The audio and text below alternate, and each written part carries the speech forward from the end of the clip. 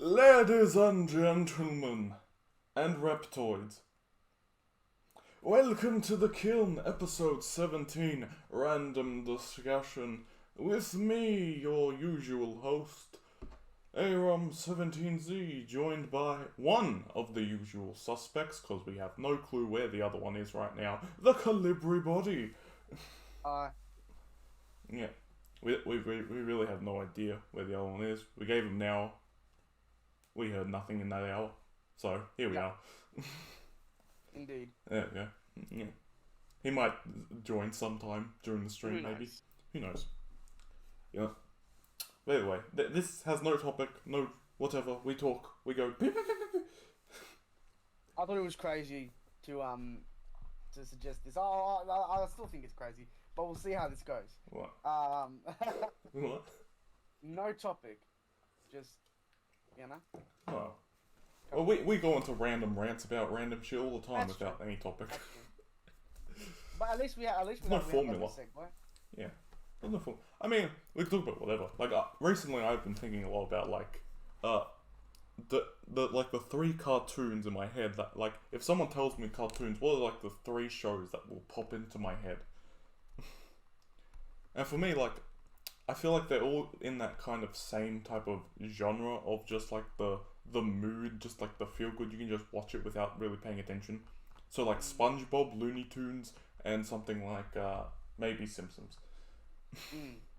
Like, if someone tells me cartoons, that's what I think about. I think about just like the feel good, kind of just watch it. Like, I can just pick up SpongeBob now, and it's like it still feels just so good to watch because it's just such a mood. But if I watch any other like kid show of these days, it always feels like there's some sort of fucking agenda. That's true. I mean, it's interesting because whenever I think of cartoons, I often, ironically, I first think of Avatar actually. Yeah, of course. And not because I view it as a cartoon or whichever whatever. Yeah. But more so, it's because it's always like debated whether it is a cartoon or not. Yeah. And I can't be fucked, but it's that debate around it that just whenever I hear the word cartoon, I think of stuff like that. And then probably I'd think of, Ben 10. Given my love for the series, and then maybe something like The Simpsons. I mean, none of the cartoons I really think about, like, because when I think of cartoons, I don't really go towards my favorite cartoons, because most of my favorite cartoons are based off comics as well. Yeah, fair enough. Yeah. So there's that as well. If someone's saying like cartoons and comics in the same sentence, different story. We go into like the Batman animated series, Justice League, Teen Titans, Teenage Mutant Ninja Turtles, even. I've been meaning to rewatch, or what? Yeah, well, I suppose sort of rewatch the Turtles. Which one? Because I think it's a 2006 one. I think it's 2006. I don't know. I can't remember the year. There's obviously the older one. There's the 2003, and there's I think the 2011. Oh, maybe it's 2003. Yeah. Maybe it's. I think it might be. It would have been. I think it would definitely been airing in 2006. Yes. It's the 2003 one. Yeah. Because I had DVDs of just like these select few episodes, and I just rewatched those as a kid. I mean, those ones over and over again. I mean, that's the Teenage Mutant Ninja Turtles of my childhood, because obviously they were airing while I was growing up, so a lot of fond memories for them. Of course, I've seen all of the Teenage Mutant Ninja cartoons. I don't know, it's a weird thing. Do you ever feel like you're being judged for watching cartoons? No. And if I am, go fuck yourself. I mean, I you know what I mean? Who gives a fuck? You know what I mean? I don't know who said this quote. I saw it somewhere, and I can't remember who they quoted for this, but I thought it was amazing. And the quote was essentially saying, if something can only be enjoyed by children, then it's not very good. And I fucking agree with that. Yeah. I agree with that. Like, if you make something and then it cannot be enjoyed by everyone, then I think that's pretty flawed. Yeah. Really, the great things, the mark of a great movie, TV show, whatever, is something that can be enjoyed by many. Yeah. You know what I mean?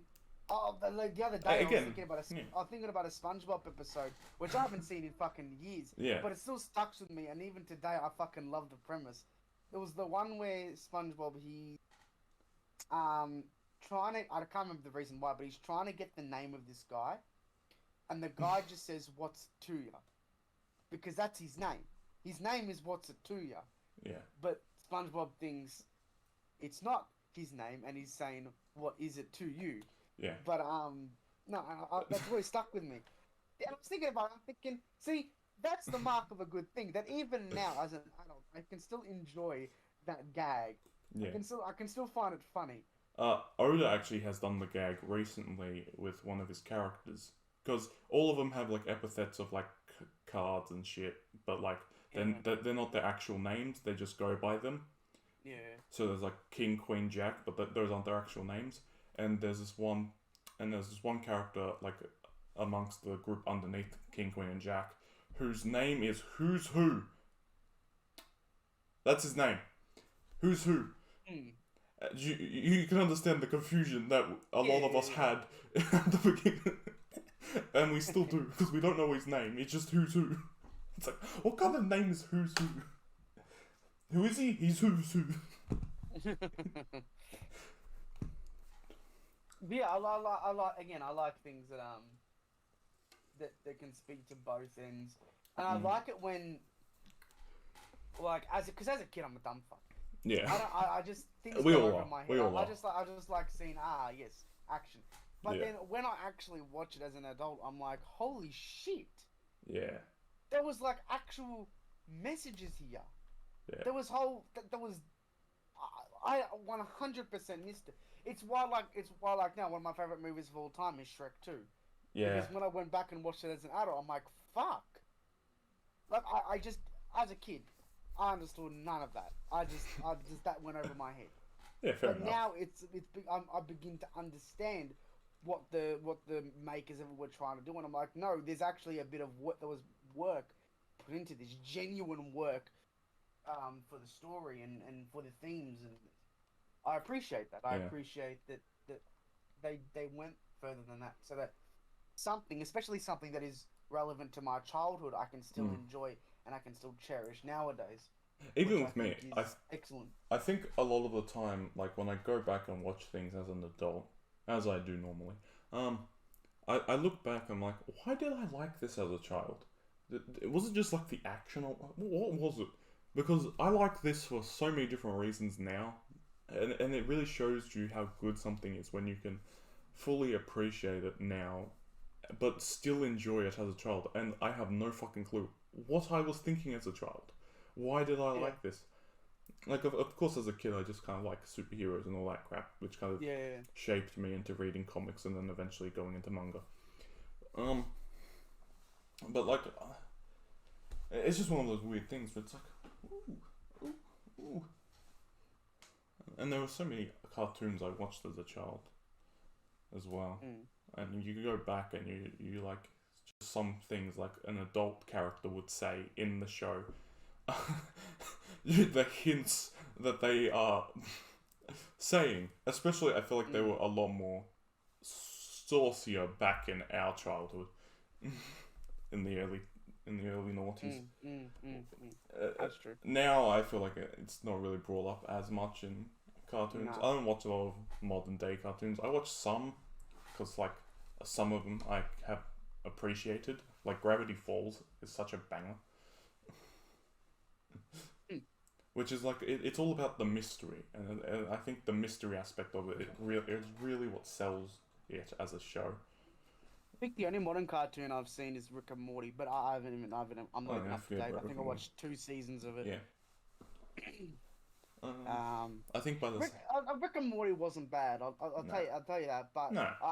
I just haven't been fucked continuing it. Because if I want to continue it, then I'm gonna want to rewatch what I already watched, and I can't be fucked. For me, it was never a thing that like I just got into or was interested in as much because I feel like a lot of people still love Rick and Morty, and I just couldn't find the interest. Like the way I watched Rick and Morty even was like my brother watched with me because he wanted me to watch it.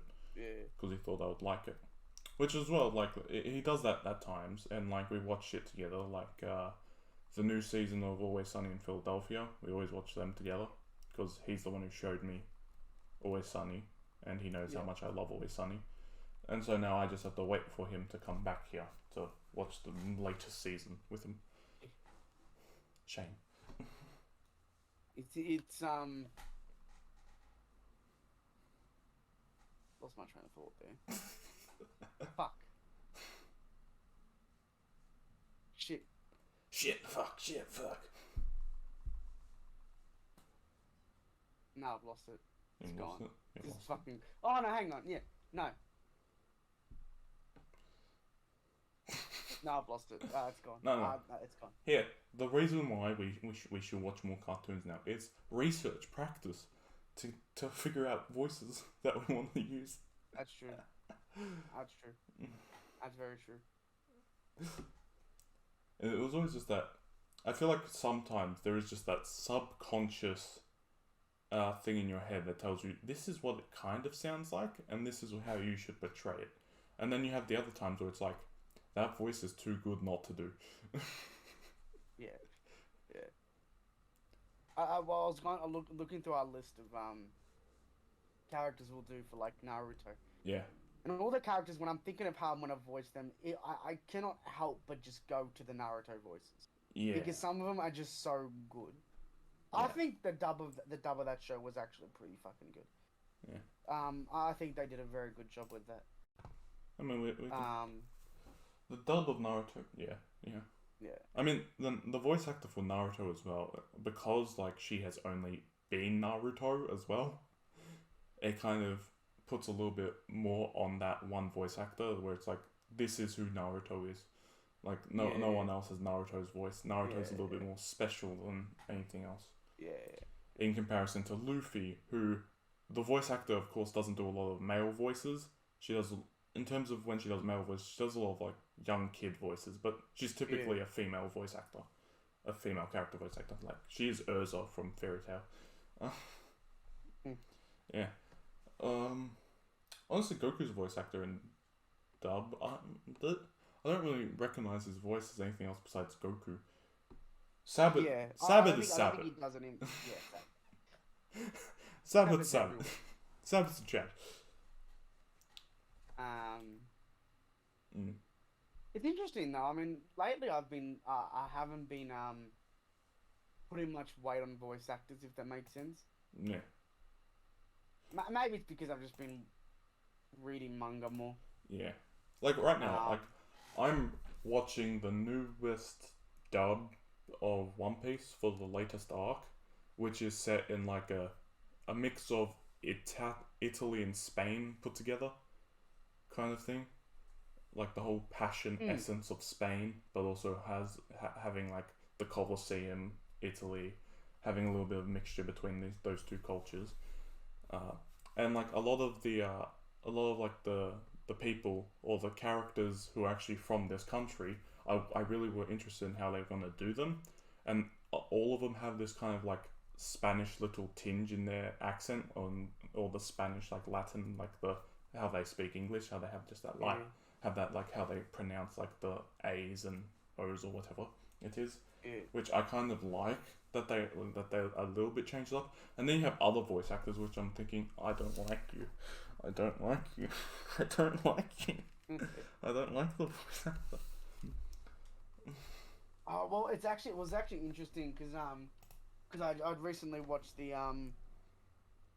Chernobyl TV series, and then I've been watching a bit of, because they made this podcast alongside it with the maker, one of the makers of it, talking about it, and he was talking about how their decision to make all the actors speak English like normally. Yeah. And he was sort of saying that like they considered having them speak English but have Russian accents, but he was saying that one of the reasons that he didn't have them do Russian accents in the end Yeah. is because people often act their accent, Yeah. which I found rather interesting. So that's why, if you watch the show, they're all English. They're all very much British accent. Yeah. Because Obviously, a lot easier. I find it I very feel like interesting. doing an accent is a lot easier, especially if you're voicing a character instead of actually trying to become the character. Yeah, and Yeah. and the other thing was like they had to he wanted the characters to be able to act, you know what I Yeah. mean, and their characterization to not be influenced by the accent, which I thought was very interesting because it's actually true that people will tend to act the accent. You know what I mean? They might put a bit of facial expressions behind it or other bodily movements as well. Unless you're just so good, because some people are so good Yeah, that they yeah. can. Yeah. Swat. Like I don't really try to do a lot of accents when we do our readings and stuff.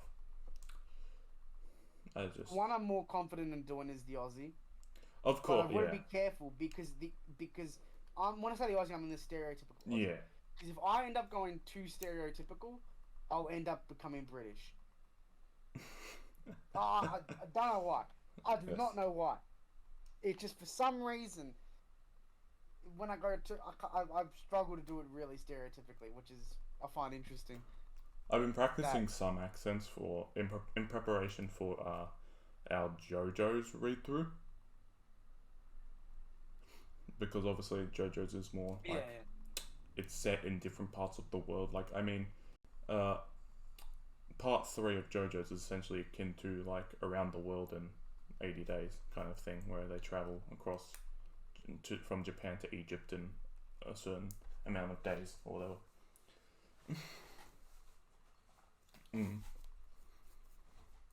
It's quite a journey. Quite a journey. It's interesting because I want to try and mimic my grandfather's accent at some point because he's got his accent is like an interesting mix. It's an interesting. It's not Aussie enough. Yeah. But it's not Italian enough, and it's an interesting middle ground. Yeah. Where he's got that accent, but then it's not as full. His accent is not as full as like his sister.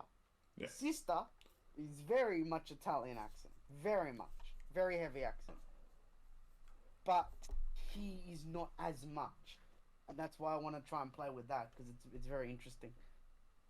Well, like I don't really have a lot to go by in terms of like Greek to English because my grandfather, the only one who really speaks English now, his English is actually pretty good. It's he doesn't really have like the Greek tinge onto it, and his Greek is also probably the best. But like both my grandmothers have forgotten their English, and my other grandfather, he can barely talk as it is.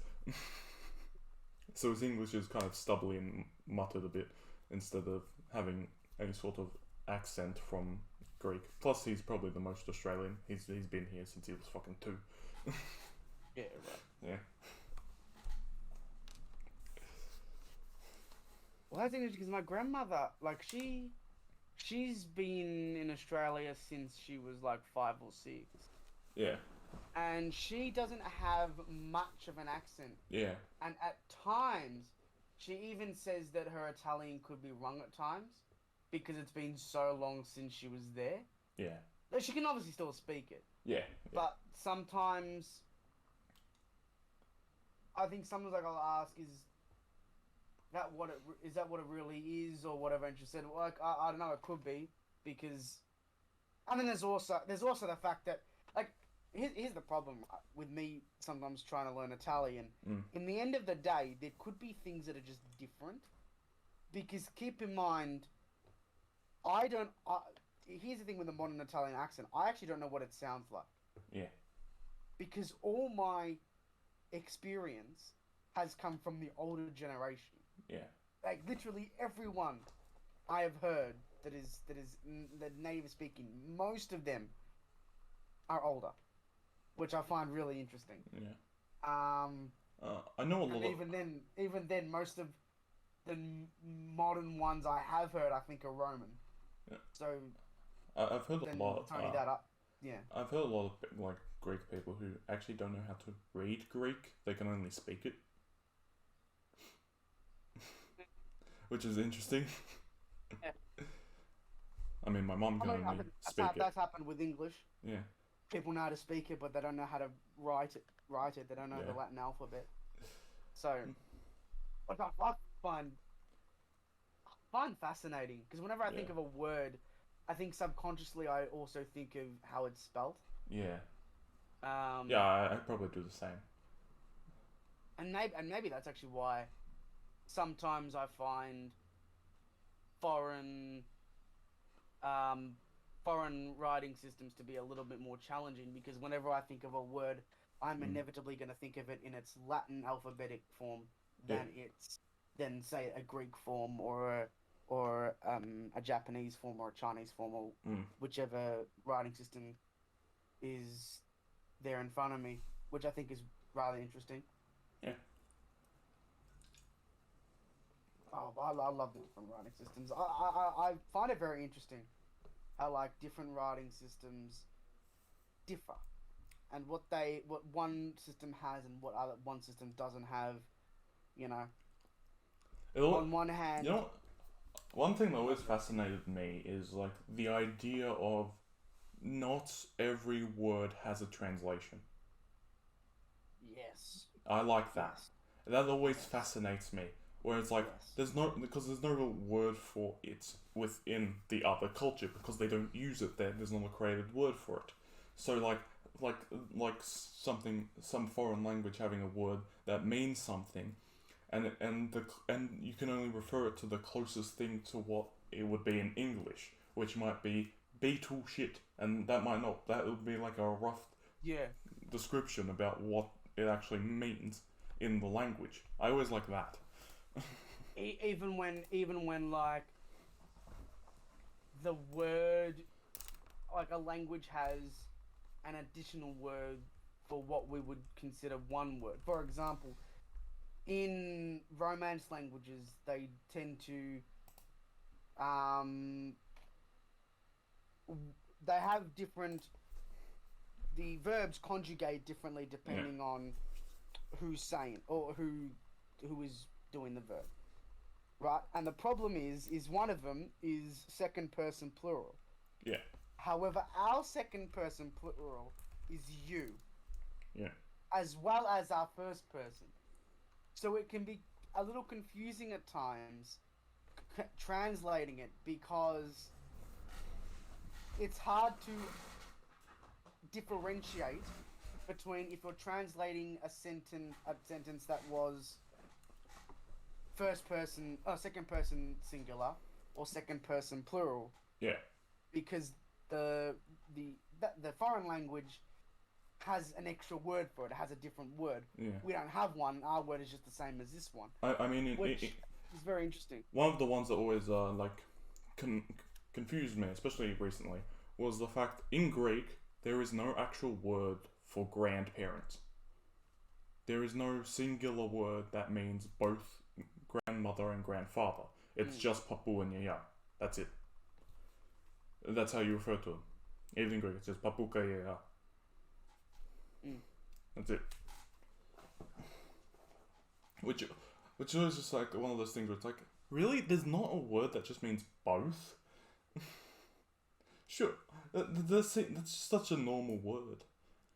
Or even just stereotypical accents I find very interesting to how they do it on like shows or whatever. Usually always annoying me to do an Australian accent because I'm like, I've never heard anyone talk like that fucking stereotypical Australian accent. I've never heard anyone. There was one guy that I was watching a video of, and I don't know what race he was, but he was doing a bunch of accents. Yeah. And when he got to the Aussie, I'm like, what the fuck? He is on point. Some people, a lot of Americans, they can't do it. Most of them, they can't do it. No. This guy I was watching, he was on point. Mm. If I just met him in real life, I'll be like, I wouldn't have known. Yeah. I would not have known. Like Some of them, they do it perfectly. Yeah. Perfectly. I feel like a lot of Some can't. I feel like a lot of British finds it easier to do Australian because obviously. Oh no, the Brits are good with accents. Yeah. I don't know. They can always. Yeah. It's always funny hearing Americans complain that the Brits can emulate their accent, but they can't emulate the Brits' accent. Yeah. Which I find when I think of amusing. When I think of American, I think more about the way the Americans speak. So like my voice would become lighter in tone, and then also elongating my words instead of talking at my normal tempo. I used to be able to do an American accent really well. Now I can't. I know as a kid I could do it, and I would unconsciously do it sometimes. I unconsciously for some reason. I keep unconsciously falling into British or like posh. I speak too posh. Sometimes I just Someone this is gonna sound weird. Sometimes when I'm a bit annoyed, I'll become English. yeah. Sometimes when I'm in a Discord call and someone annoys me, for some reason I'll just start doing that accent, as poor as it may be. I'll just start doing it for some reason. You what? You what?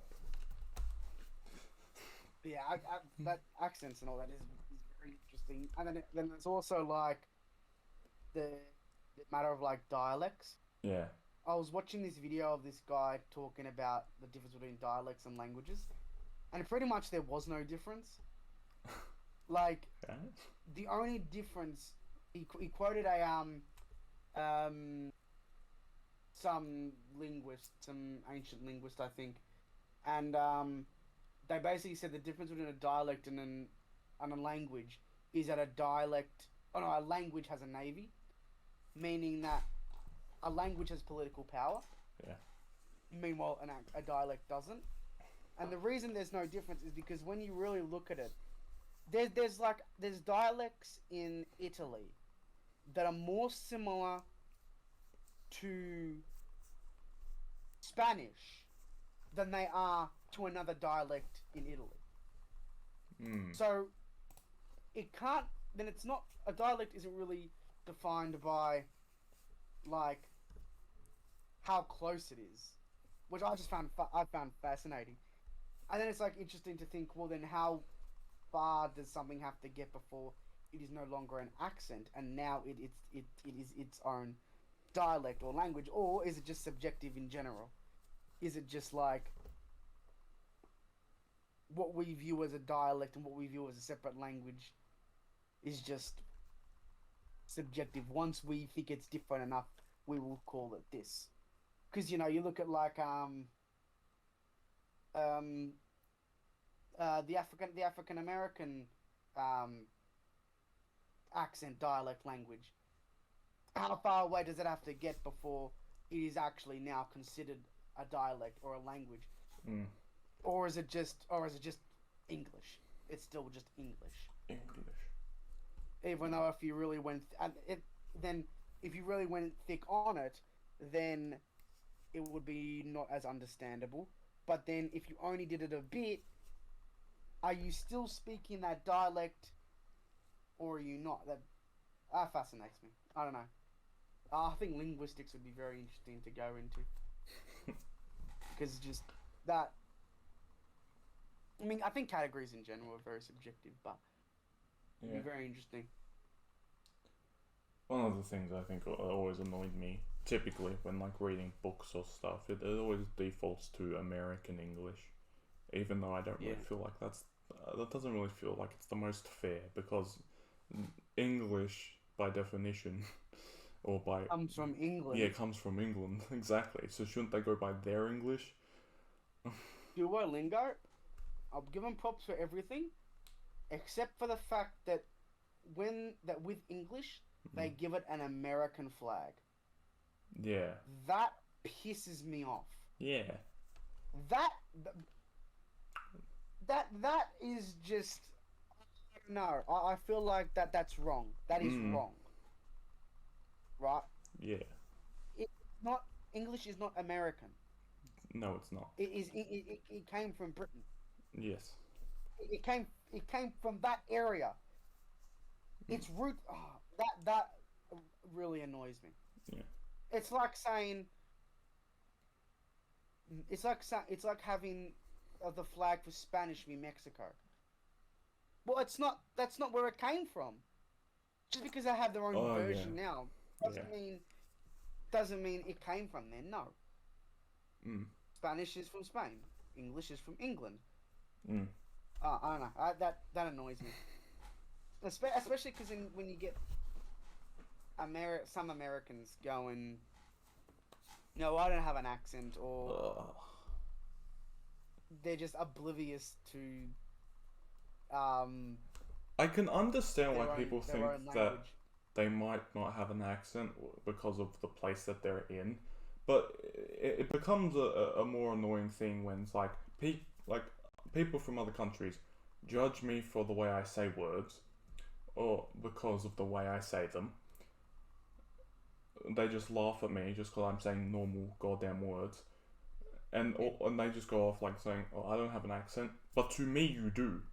To me, people around me have similar accents. Objectively, everyone has an Yeah. accent. So I can Everyone has an understand the accent. view of you think you don't have an accent, but consider for me, you have an accent. The only thing I can understand is that they're ignorant. That's it. Yeah. That's it. But it's Any also, properly educated person yeah. would not think that. But it's when they It's as insist simple as that that. they don't have an accent. That's when it's like, no, just don't. Never insist that you don't have an accent. Everyone has a fucking accent. I admit that. I can acknowledge that I have an accent because I do. My accent's very weird, I think, but I do think my accent's weird. All an accent is just the way you talk. Yeah. The way you pronounce words. In Australia, I feel like accents are very weird. Everyone has a way they pronounce words. If you pronounce words, you have a way you do it. Mm. That is going to be inherently different than to other people. Yeah. And because like Australia is still quite young as a country, we're just like over 100 years old or something. As a country, we're over 100 years old, which is quite young. You know what accent I like? I like the Aboriginal accent. Their accent is interesting because it's like the white Australian accent, but it's got their own thing to it. And I find it's kind of like the New Zealand accent, the Maoris or whatever. Yeah, true. Yes. Yeah. Yes, of course, similar. two different things, but it's more the way they talk. Like, you hear them talk and it's like, okay, yeah, I know what you are. Which I feel like is partially where my accent comes from, because being only a second generation Australian, I don't have a lot of proper English influences in my life. A lot of the voices I heard growing up, especially from around me, were mixed in with Greek. So that's why, even today, I barely know English words for some things because I only use the Greek words for it. I barely know the word tablecloth because I use the Greek word for it. Random things like that. I mean, yeah. What? There are some words I feel like go beyond just like the normal things. Like if you're trying to say dad or mum, like there's always like a version of mum, even in English. Mum is pretty kind of standard for most languages. A lot of languages use mum or mama. Yeah. And then you can use baba, papa, something like that. Father. I always love saying father and mother to my parents. But it's interesting how like that those words have like gone far, and how they're so similar. In because I mean, Ma and Pa, I'm not going to claim to know exactly where they came from They sound Germanic because almost. it could have come from even before Latin, but Latin was mater and pater, for mother and father,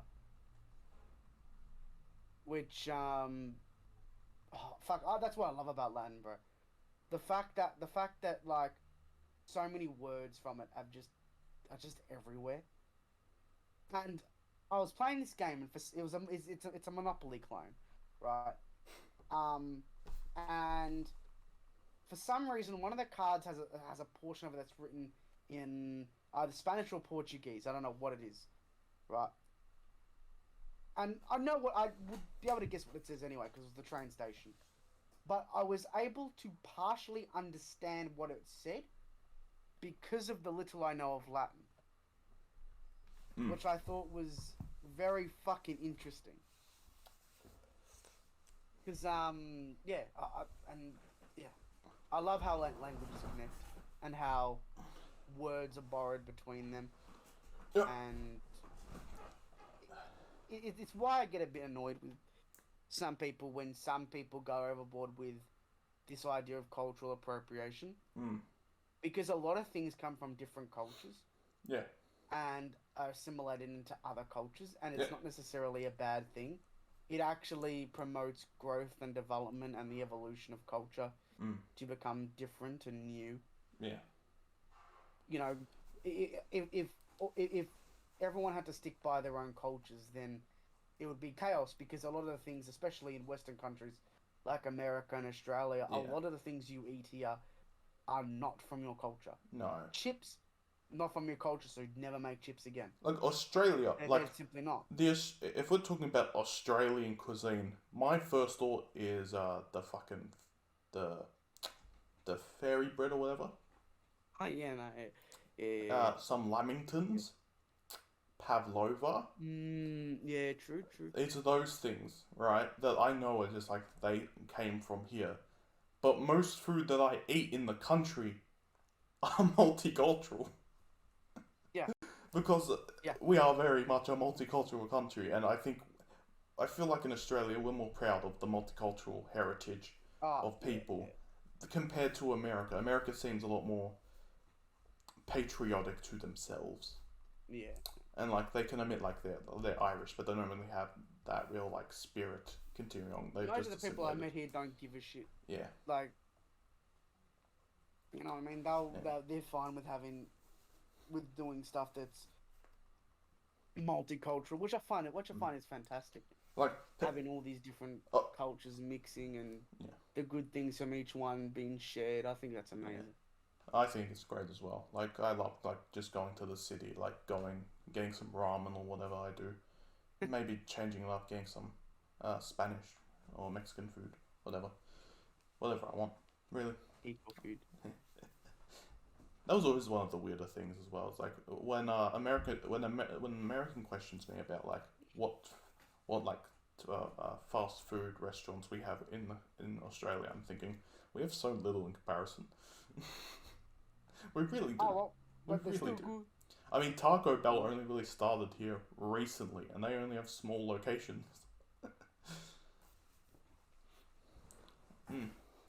But I guess it isn't.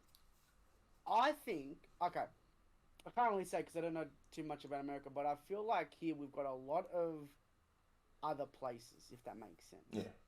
Like a lot of coffee shops, a lot of... Yeah. We have a lot of coffee shops. A lot of individual, like, smaller places that aren't necessarily chains. Yeah. We have more like... There's a lot more like local cafes that like people in an area might like. Or even in the city, there's still a lot of cafes with like tons of history, or even bars or pubs. Yeah. And it's why I don't really mind us not having as much fast food. Yeah, because I like the option of having I'll put it like other this: things. even if there was more fast food, I highly doubt I would go to them. I'd still go to Kentucky. Oh yeah, true. You know. One of the ones I do think I think we would like in Australia, because I hear a lot of people like it, is Chick-fil-A. So chicken one, but I've heard a lot of people love Chick-fil-A. I have no clue what Chick-fil-A even is. All I know is probably serves chicken. Well, I assume so. Yeah. Yeah. I mean, Red Rooster is Australian, isn't it? Red Yeah. Rooster. I think Roosters. unless it's like, hang on, unless. I don't think it's American. I don't think they have Red Rooster. Let's have a look, see.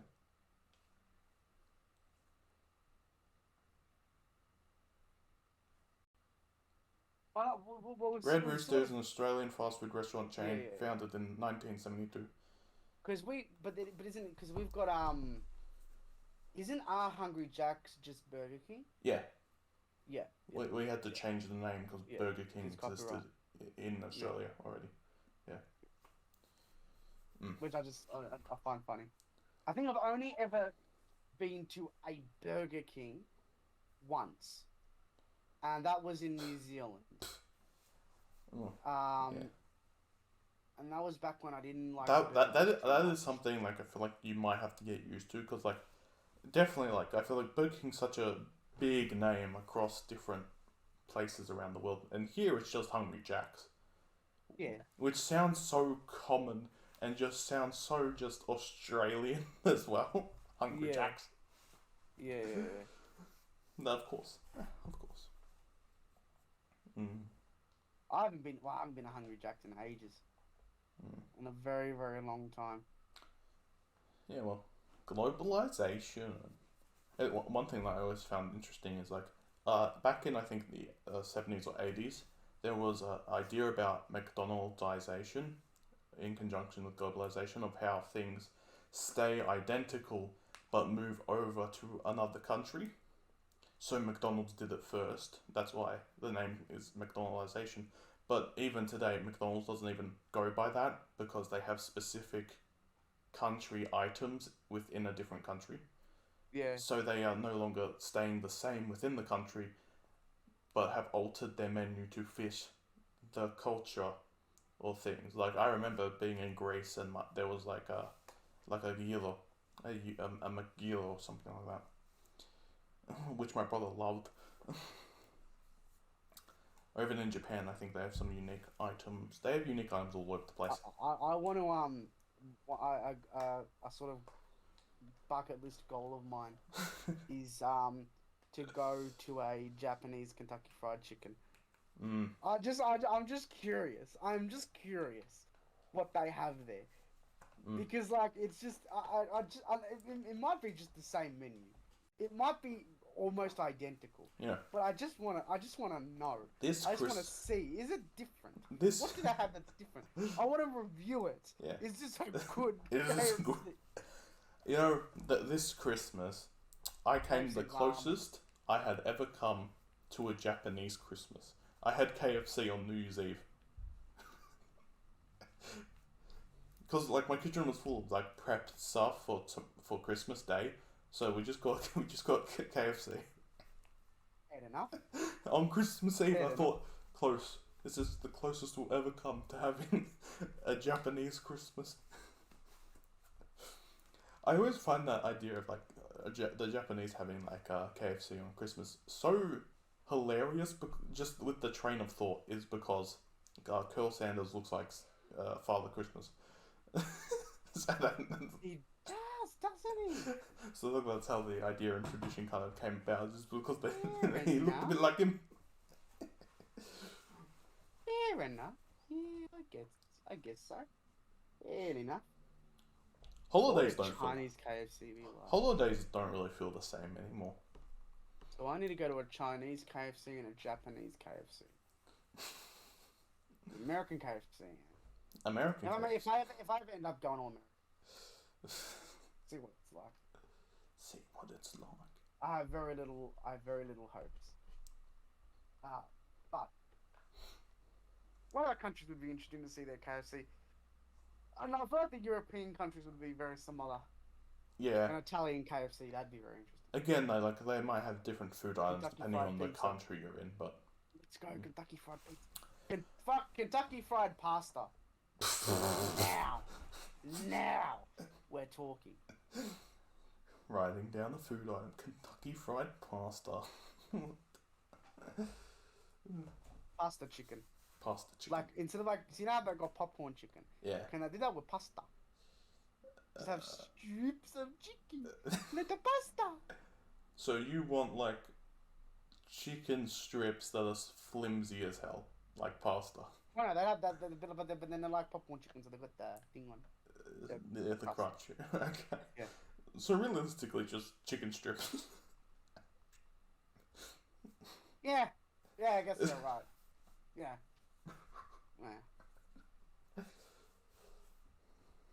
Fast food goes fast. That is interesting, actually.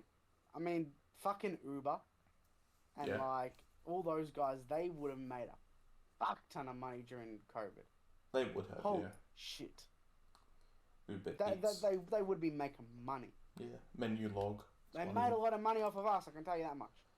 Well, no. Because normally, if we get fast food, we actually go to the nearby town and get it and then bring it back. Yeah, but, that's what I do. You know, because of COVID, we just called and said, you bring to us. Yeah. Even in COVID, I didn't really have a lot of fast food, I should say. Honestly, a lot of what happened in COVID was me just scavenging for food in the pantry. Oh, but even we have not been to like a supermarket to get shit in ages.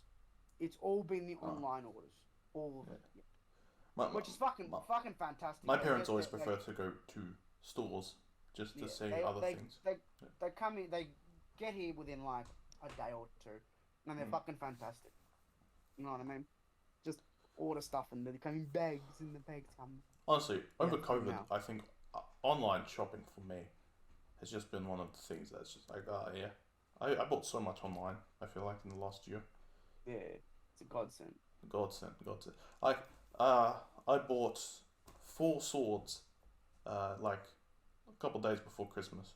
And, like, they said, it will come on the 23rd of January. I'm thinking, okay. It comes on the 31st of December. Oh, yeah, fuck yeah. Oof. I remember what I bought. It was I think it was when I bought that 100 die set. Oh yeah. And I thought it was gonna come like a week later, but it came like 2 days later. Yeah. I'm like, fuck. I always find like Alex and I we both bought like the same manga, right? Yeah. We bought them at the same time, but I got my volume like 4 weeks before he got the first volume, and by the time that happened, I already had my second volume, and by the time he like was about to get his second, I had already gotten my 3rd volume of the series.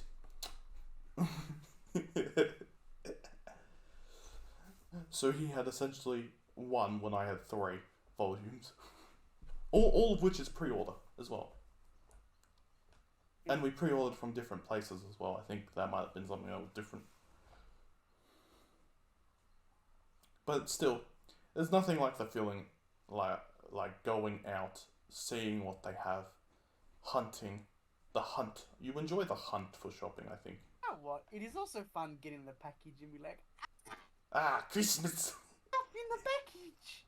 Yeah. Like, because I sit like at the front of the house, I always see when the mailman comes, I'm like, I just stare him down. There's like, are you delivering what, my precious? Are you delivering my precious? I more just come home and see something on the table. I'm like, is that my thing? Look at the title of like who it's for. And then I sift around. No, I'm typically mailman because I'm honestly the doorman of my house. That's because I usually see who's coming. Where? They were actually like blocked up at some point, I think. A while ago. They they were having trouble, I think, keeping up with all the orders. Yeah, of course they were. They're fine now, but yeah, they were. I think they were having trouble. Of course they were. there was a lot of trouble with obviously shipping things and whatnot. One thing that I always find annoying is like one thing like I wanted to get into it, especially in high school. I tried, but like I could never properly get into it, and that's probably cosplaying.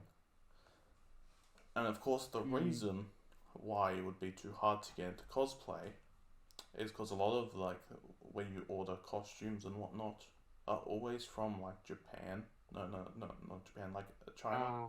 They're from China and stuff, and they go by like Asian sizing. And if you've ever met me, I am a very big person. You are not an Asian size. No. I don't even know what kind of extra large I would be in fucking Asia. Like American sizes, I'm a 2XL, right?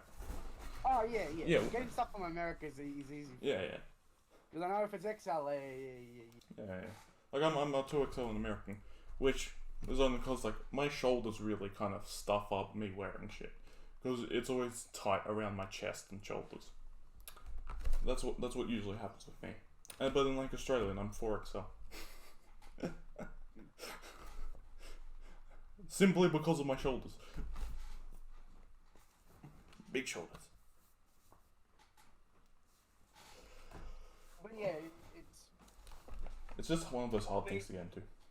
Fortunately, like the last time I ever cosplayed or did anything like that, because my grandmother, she's good at editing clothes and shit. She was able to edit it in such a way where it would work. Yeah.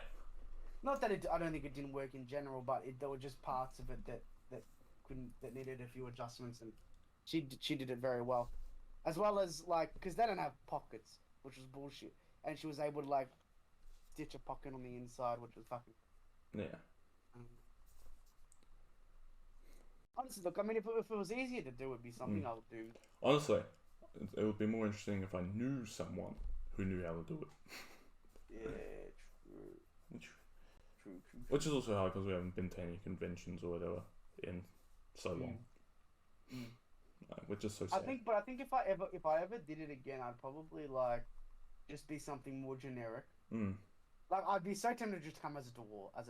I just kind of like one of the anime festivals we went to. Like I just kind of went with my ace hat on. I'm thinking, oh, okay, I'm just ace. I'm just casual ace today. I'm casual Porcus the ace. That's it. That's it. I could go as Rowan or Zoro, but no.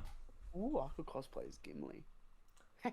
if we went to if we were to cosplay just us three, as Bleach characters or even Bleach captains, who would we be?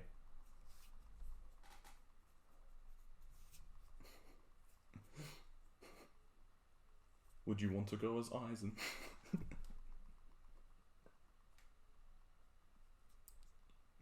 I killed him. Hello? I don't know. I mean, I'm gonna end the day. It's like, who cares? But, be short. It's fine. Bit the wrong size. It doesn't matter. Yeah. I've seen a big man I cosplaying need, Cinderella. First, I need his sword. Yeah. I would go as Mayuri. Mayuri would be an interesting cosplay. The hairpiece, the fucking face paint. Yeah. The weird elongated nail. That'd be crazy to do. But it'd be cool to have his sword, because that's Yeah. Because that's a very interesting shape. It's very, very nice. But I'll tell you what, Benahime is the one I'd love to buy. I just love the design. I think Benahime did a great job with that design. I have Benahime. It's unique, but it's not unique to the extent where it looks retarded.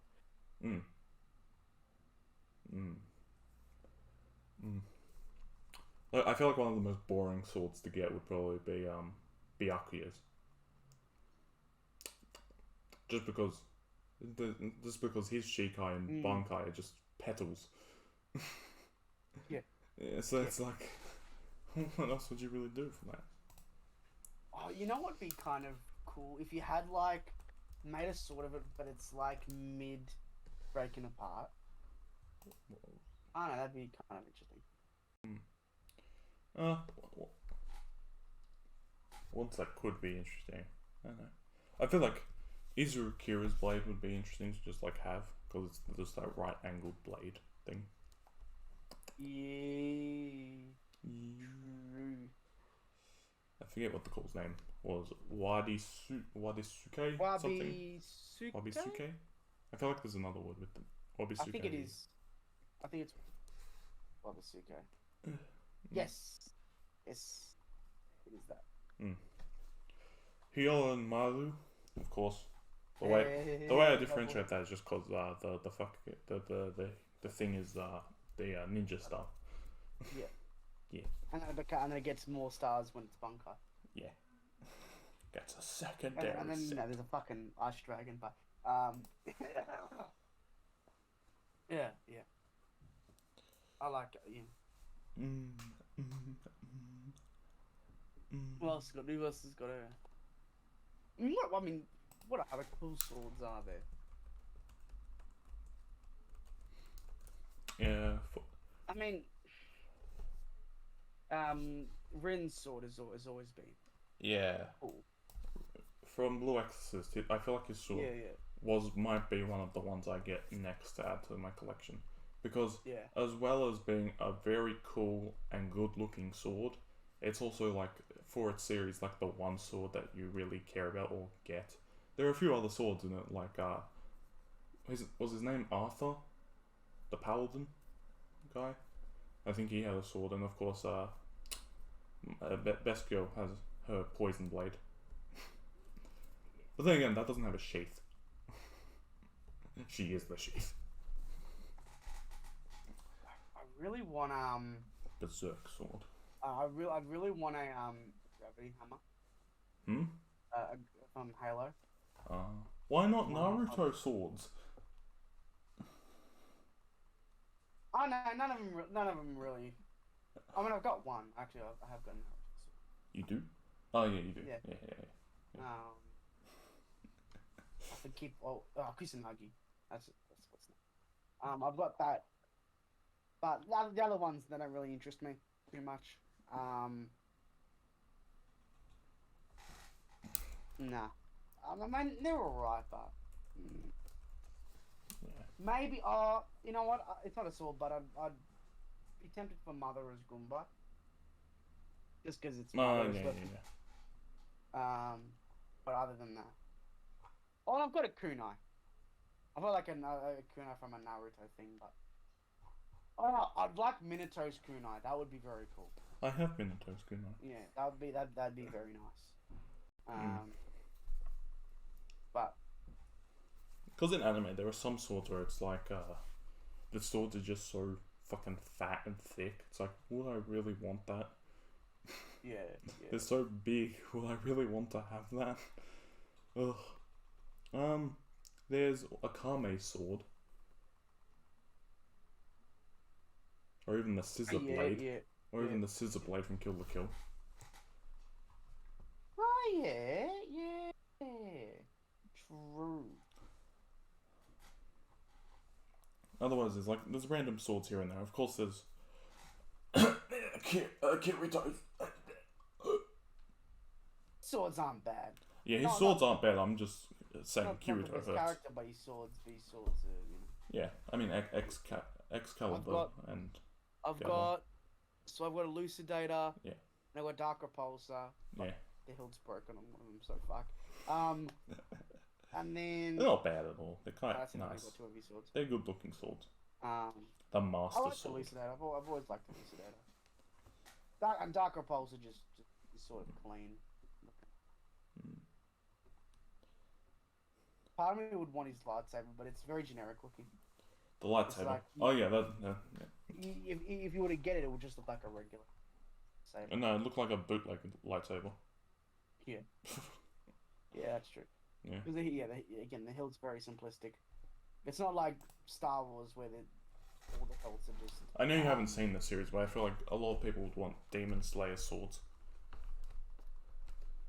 Because that's the main weapon for their power. Wait, pick a number between 1 and 4. I'll grab a sword.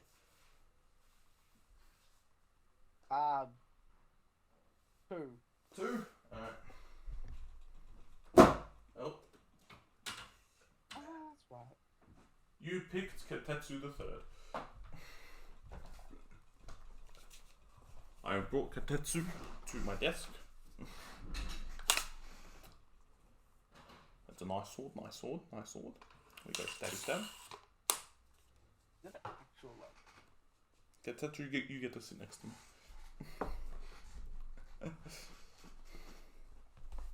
One Piece swords are kind of just. Oh, it's a plastic. I thought it was fine. You know what's interesting? When I bought the swords, right, they said that it was made out of plastic and wood on the thing. I thought, okay, yeah, that's fair enough. I could maybe cosplay Zoro if it comes. They arrive. Yeah, this is not made out of just wood and plastic. The blade is literally, I think, carbon steel is what they use. They clearly lied to me. Realistically, that's what I wanted. I know that. Not sure. If you did get hit with one of those blades, they are completely blunt and whatnot. It would hurt. Let's be honest. Yeah. Of course they would. I think even with foam blades, if you get hit by it, it's gonna it's a bit. Yeah, it's still gonna Not hurt. too bad, but it's still like if you get hit hard enough, it's gonna. It's gonna hurt. Yeah. It might not leave a mark or whatever. No, it won't. Yeah, but that's metal. So if you get hit, you're getting hit. Yeah. Mm. Well, I've got a. I don't know where it is. My axe. The one. Oh yeah, your axe. Yeah. I was surprised when we got that because we thought it was gonna be like just like plastic, but no, the blade's metal, not sharp, but if you sharpened it, that would be a blade. Yeah, of course. But look, I guess it's an axe, and because it's an axe, it's not like no one gives a shit. Mm. It's also very handheld. Yeah. And it's also, I don't think it'd be very strong as well. I mean, if you hit hard enough with it, it would probably it'd probably break. Oh yeah, fair enough.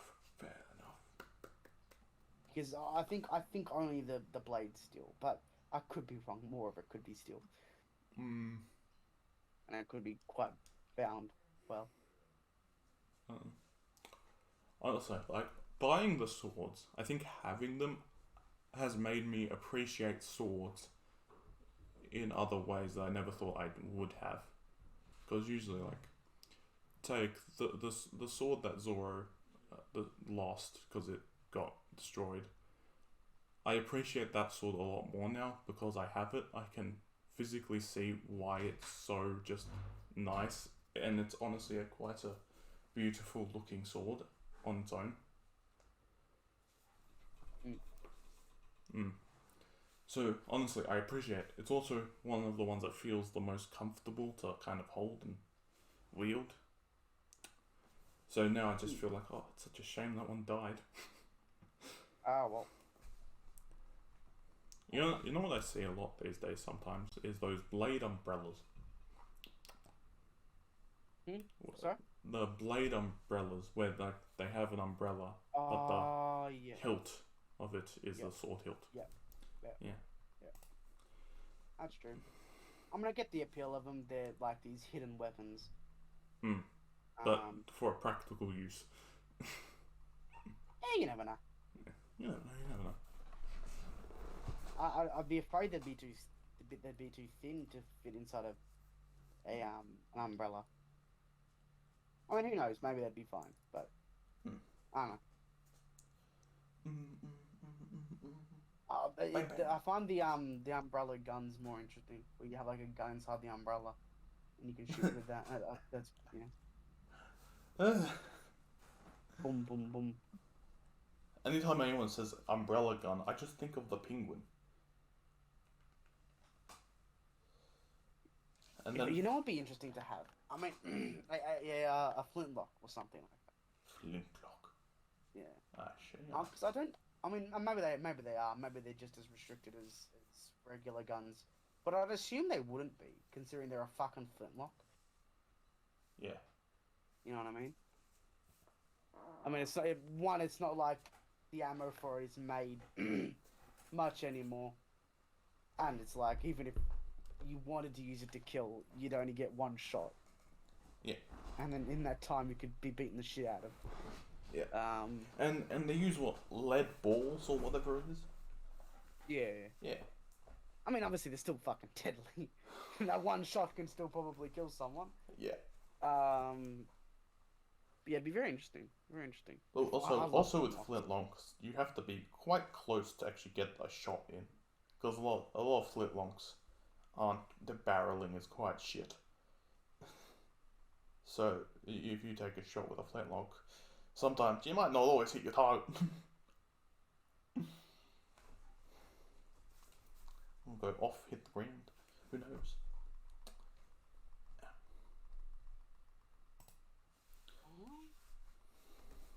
The Majesty.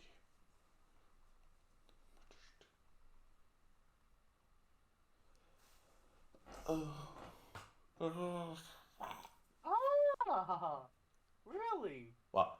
Apparently in Victoria, according to this, assuming it's up to date, antique guns require licensing in every state except Queensland and Victoria. Huh. What? So I can't have a flintlock. So antique guns, Yeah. specifically guns made before January 1st, 1901, Yeah. are considered antique, and you're allowed to own them without a license. But you Yeah. do need to register it with the police. Yeah. Which is fair enough. Fair enough. Of Yeah. course. Of course. I mean, it is a weapon, so it does make sense. Like why you Yeah, could. of course, yeah. Yeah. So You can yeah. still shoot someone with it. Yeah. But I love flintlocks, man. The way they just their handle as well. How the handle doesn't go straight down. It's like on a more angle, so it's almost like a stick. Ah, I love them. I think they're so cool. I think and even the way they fire as well. Like how it's not instant. It's like boom. Yeah, they're really cool.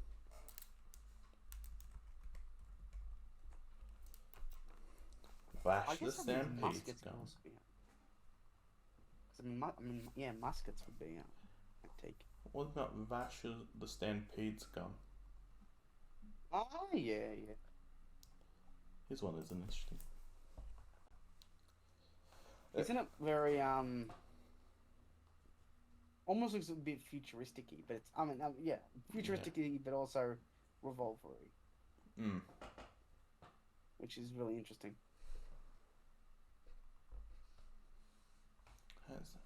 It's also pretty bulky and kind of like hard metal.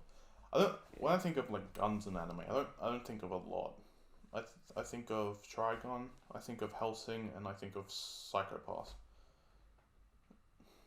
Those are the three guns. I don't really think of a lot of guns in series. Just thinking about it's hard to think about like important guns that have a role in this particular franchise. I mean, I guess there's a few examples like Pumpkin, the Makamaga Kill. Oh yeah. Pumpkin. But even like Fairy Tail, they had guns. I barely noticed them.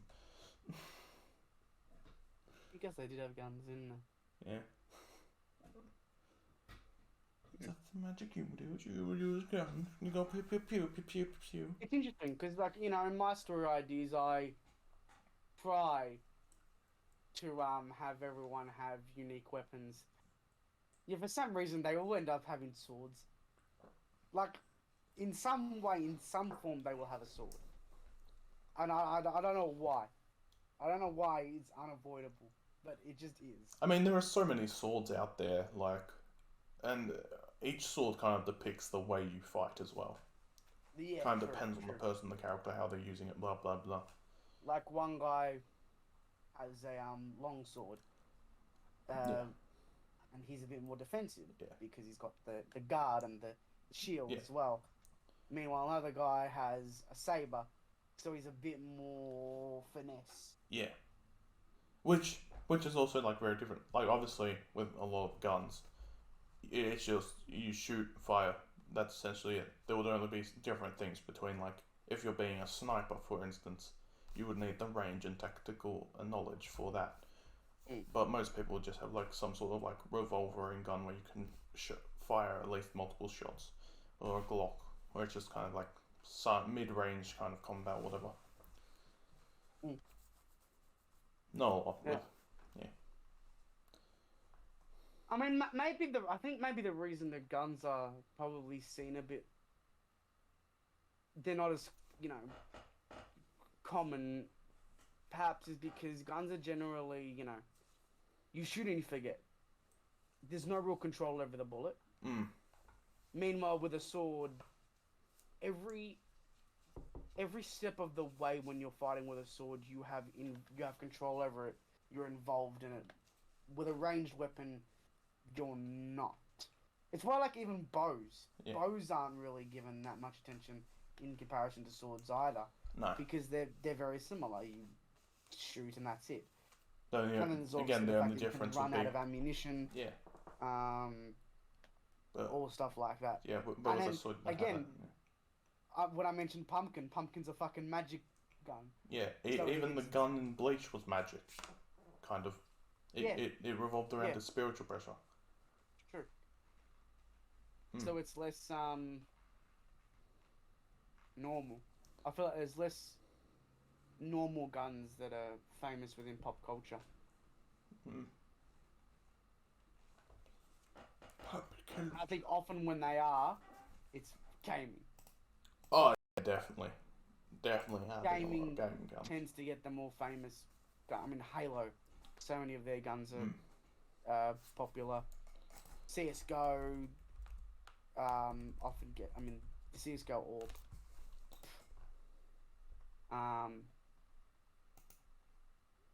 Even games do tend to get a lot. Even things like Overwatch, Paladins. Oh yeah, true. Yeah. I mean, I've seen Tracer's guns in a lot of places. I think I've seen Diva's gun somewhere, but could be wrong on that.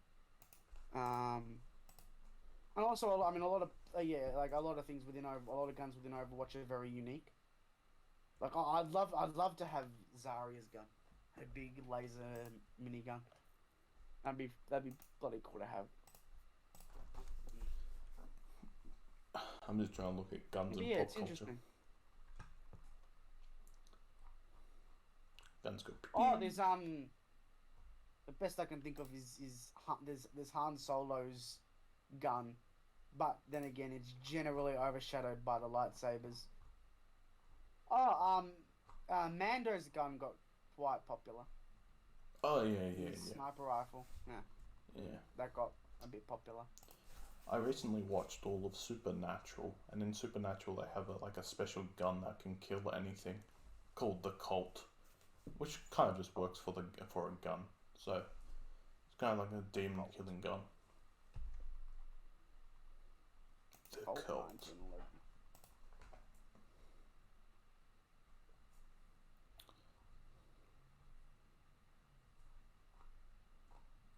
The Holy Hand Grenade.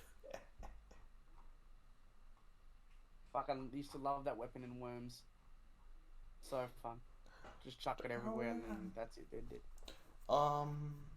Star Trek's phaser, I think, is quite popular for a gun kind of thing. Yeah, I've heard of that quite a bit. Yeah. I mean, the portal gun, Rick and Morty, or even just portal gun portal itself. gun, of course. Gravity gun. Yeah, gravity gun. Yeah, of course. Yeah. Those are. But I think the portal gun's lovely because it's unique. But you don't think of it like as a gun. No, yeah, it's not traditionally. Oh, mamma mia. Oh.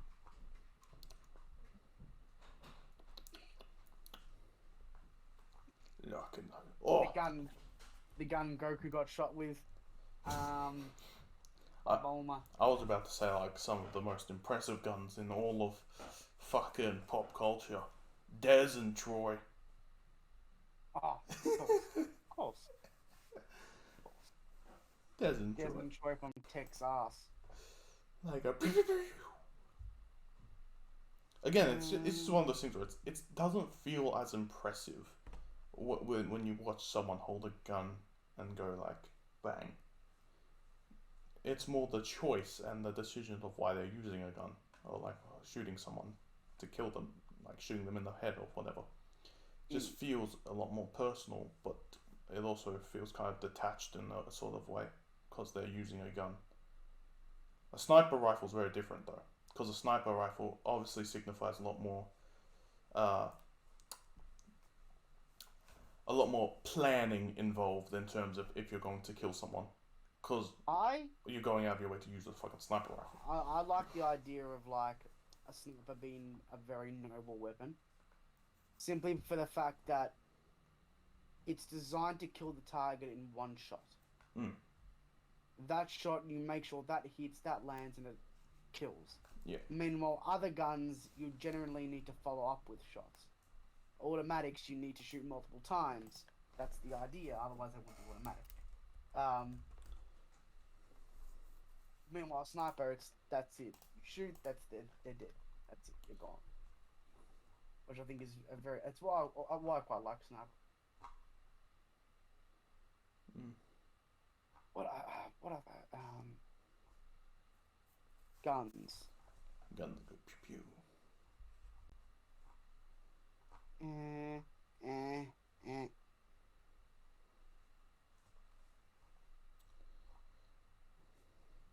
Oh, TF2 guns. Oh yeah. Are generally well remembered by people who play TF2. Cause their guns are heavy Sasha. Who touch Sasha? Who touch Sasha? And then, unfortunately, Fortnite, their guns. I barely recognise their guns, to be honest. Must say, some of their guns are good. What about Yu Hakusho's gun? Ah, yes. That's a gun. Rega. I'll tell you what, I will give him something. It's nice how he says ray gun, which makes sense within the world, but it also sounds like a ray gun, like as in a gun that shoots a ray, which it sort of can be considered that, which I like. It sort of has a double meaning. Let's be honest, Stormtrooper guns are so iconic for missing their shots. Yeah.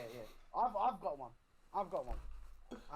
In my room. I don't really have any gun replicas. Actually, no. It's not in my room. It's in this room, I think, somewhere. It's really cool. Yeah, I don't really have any gun replicas. Despite it not being useful. Well, unless I'm playing Battlefront, in which case it is useful. Gun, we go pew pew pew pew pew. But I'll tell you what, it's interesting that, like, especially in video games, because when you play VR games, it depends on the game, but the ones that make you manually load your gun, I think, makes you appreciate it a little bit more, because, like, it's not just, press a button and it automatically reloads. No, take the fucking magazine out, get a new one, put it in, and then do the cockback, and then you can shoot. And it's really interesting when you see people in video games do it like seamlessly. It's like, right. Yeah,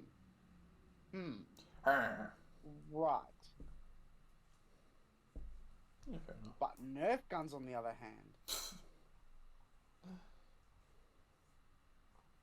I used to be so into Nerf guns, man. So into them. Like, I still have a lot, but I genuinely wanted to collect them all. I was fucking deep into them. But then I had to make a choice between Nerf guns or retro games, and I chose retro games. So Clearly the better choice. yeah, but still, I did enjoy the Nerf guns. I've still got some that I quite like. Like, I think are very nice. And I remember modding one, to make it shoot harder, and for the make the barrel fully come out and for it to spin more like Russian roulette. That was fun. That was cool. I'm just looking at Guns. Guns. We go pow pow. I don't know. There are some just out of the box iconic weapons like the hidden blades from Assassin's Creed. Oh, of course. Yeah. Yeah. True. Like when you think of hidden blades, it's hard not to think of Assassin's Creed. Of course. Yeah. There's a particular. I mean, yeah. I think when you create a unique weapon like that, you're bound to have it stick. Yeah. And I don't think they were the first to do a hidden blade. No. But I think it's the way they did it, how it's this one like thing you wear, and that every assassin has it. So it's this sort of trademark weapon. It was designed to be this trademark weapon, and thus it became So famous. And now I think partially that would contribute more to Assassin's Creed fame. Because all of a sudden someone would see the hidden blade in the store and be like, oh, now I know about Assassin's Creed. Yeah. Which is a very smart thing to do, really. To have iconic guns like that. Or weapons, sorry. It's not a gun, it's a weapon.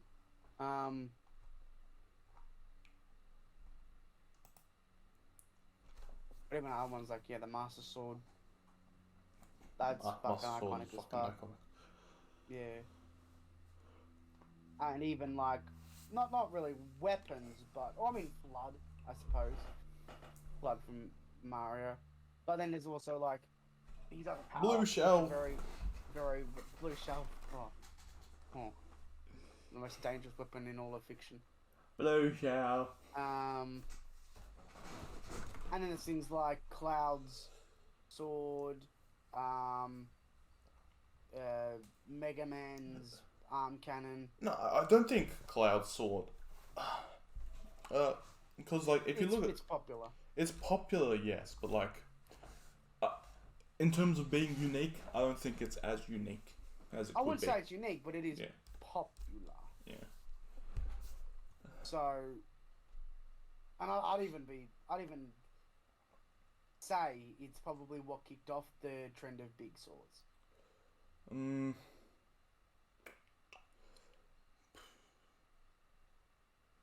I'd be tempted to say it did. I don't know about that. Because when did it come out? In the 90s.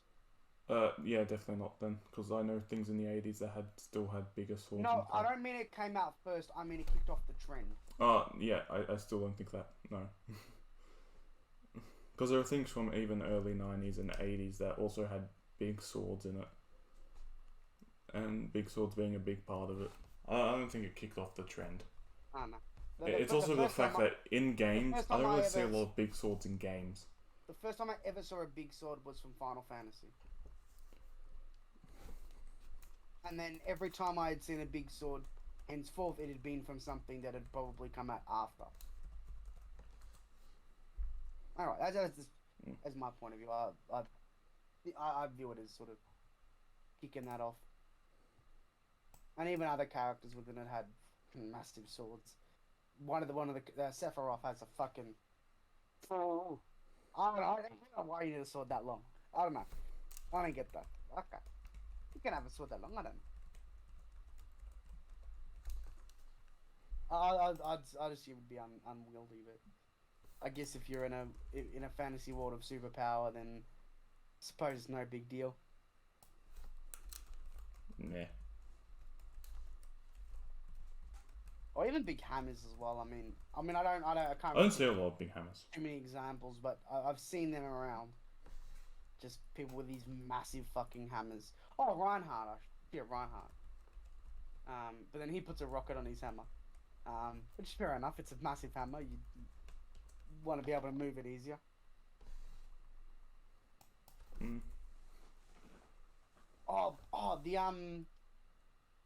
The Super Mario hammer. Oh yeah. I think that's got a fair bit of popularity to it. Given not only was it in, Super Mario, but well, not Super Mario, regular Mario, sorry, I think. But it was also in Smash Brothers, which is the first time I encountered it, I think. Maybe I played something before, but definitely I think I mainly remember it from Smash, which I mean obviously I think King DDD has a hammer, but I think that's less known. What about axes? I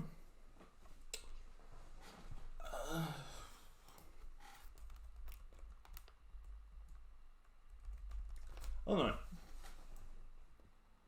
Axes.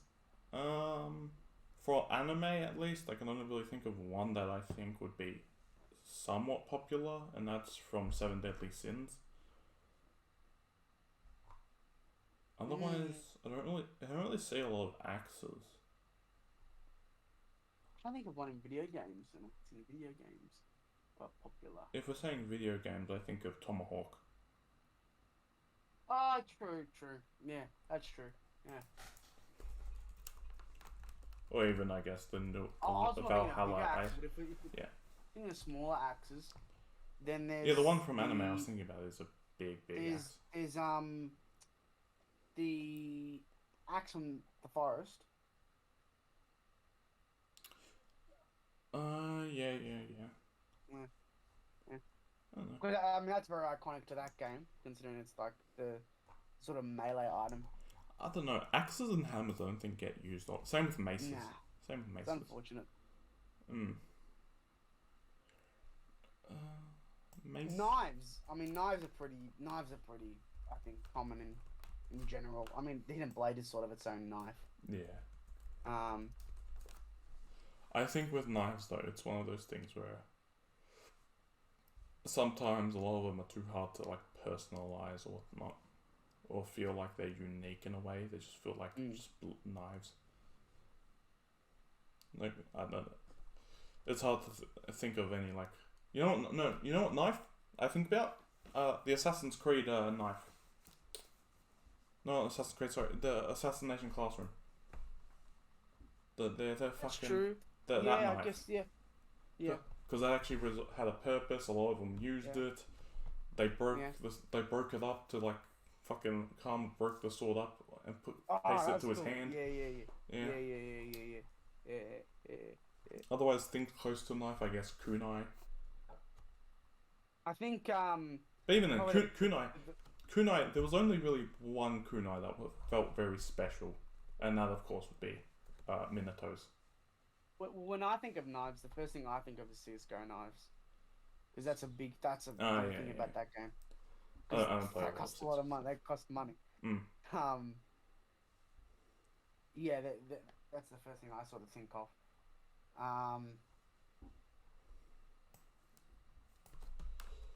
I guess now with Loki, people sort of think of knives with Loki. I think of those more as daggers. Well, same thing. Yeah. Knife, dagger, whatever. I think of more as daggers. Dagger to the heart.